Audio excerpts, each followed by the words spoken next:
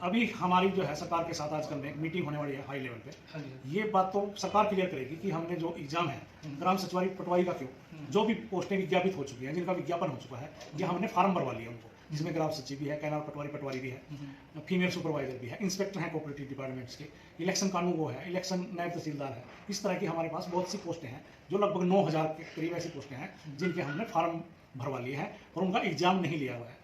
तो हम आजकल जो मीटिंग होने वाली है सरकार के साथ, रिटर्न में सरकार से ये कहेंगे कि हमारे को गाइड करो कि अगला जो भर्ती है इन पोस्टों की वो सीईटी के बाद होनी है या सीईटी अलग चीज है, जिन जो पद विज्ञापित हो चुके हैं उसकी भर्ती हमारा आयोग कंटिन्यू रखे या ना रखे, ये आजकल में ही स्पष्ट करेगी सरकार। ठीक है सर।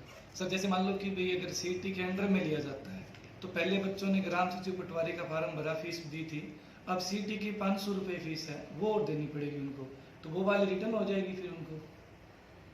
नहीं, उसमें ऐसा है, ये फैसला सरकार ने करना है। अच्छा। अगर वो बच्चा वन टाइम रजिस्ट्रेशन पे गया हुआ है, 500 रुपये फीस भरी हुई है और इधर उसने 150 रुपये ग्राम सचिव के लिए भी भरे हुए हैं, हाँ जी। तो जो उसकी 350 का डिस्टेंस है, क्या उसको वापस करेंगे या उसका कहीं किसी और पोस्ट में उसका एडजस्ट करेंगे कि जैसे सीईटी की वैलिडिटी 3 साल है, 3 साल के बाद भी वो सीईटी को अप्लाई करता है और उसने वन टाइम ही दिए हैं 500 रुपये, अगली पोस्ट के लिए तो सी और डी में उसको पैसे देने की जरूरत नहीं है, चाहे वो कितनी बार फार्म भरे। तो इसका भी सलाह मशवरा जो है हमने सरकार से करेंगे। सीईटी का एग्जाम सर कब तक लिया जा सकता है? कोरोना टाइम भी चल रहा है साथ में। उसकी भी फैसला 1-2 दिन में होगा कि सीईटी का एग्जाम कब होगा, क्योंकि हमने एग्रीमेंट किया हुआ है एनटीए के साथ। अच्छा। नेशनल टेस्टिंग जो एजेंसी है उसके साथ किया हुआ है। उसने हमारे को ये कहा था जब भी आप टेस्ट कराना चाहें तो हमारे को 2 महीने का टाइम दीजिए।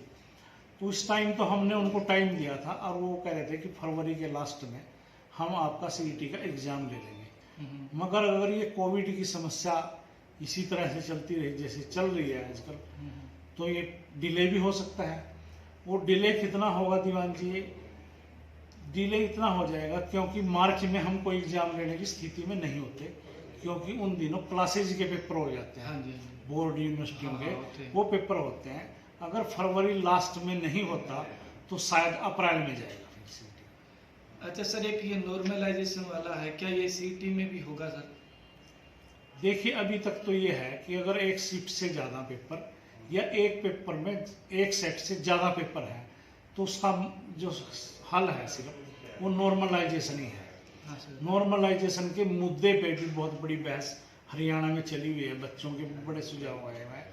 इसके लिए भी हमने एक कमेटी बनाई अपने 3 मेंबरों की, वो एक बार स्टडी करके आई है स्टैटिकल इंस्टीट्यूट में और एक बार फिर वो कलकत्ता जा रही है। जो नॉर्मलाइजेशन का फार्मूला सबसे बेस्ट है, सबसे अच्छा है, जो बच्चों के हित में है, हम उसी को अपनाएंगे। सर इसको पब्लिक क्यों नहीं किया जाता? अभी किस बच्चे के कितने नंबर जुड़े हैं इससे? जुड़ते हैं, कम तो नहीं होते ना नॉर्मलाइजेशन से सर? नहीं, नॉर्मलाइजेशन से जुड़ते तो सोशो इकोनॉमिक के नंबर है कि उसके परसेंटाइल नंबर निकाल के उसमें सोशो इकोनॉमिक के नंबर जोड़े जाएं। अब मुद्दा ये भी है, कुछ बच्चे ये कहते हैं कि हमारे परसेंटाइल तो निकालो आप, पर सोशो इकोनॉमिक के नंबर जोड़ के परसेंटाइज करो इसको। तो जो ऐसा ये है उसने कहा कि ऐसा नहीं है, कोई भी एक्स्ट्रा मार्क जोड़ के आप परसेंटाइल में नहीं निकाल सकते, तो एक्स्ट्रा मार्क तो आपने अलग से जोड़ना पड़ेंगे।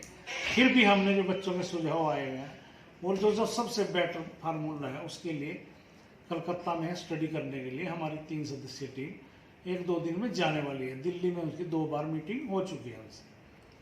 अच्छा सर, तो डीवी का जो सर लिस्ट आती है, पहली लिस्ट मतलब जिसमें डीवी के लिए बुलाया जाता है, उसमें सर अपने हरियाणा में कोई भी भर्ती हो 8 में भी नंबर शो नहीं करवाया जाता। कि मान लिया आपका जो डिपार्टमेंट है स्वतंत्र डिपार्टमेंट है, लेकिन सर ये अगर आप शो करवा दो ना तो बच्चों को थोड़ा सा ये लगेगा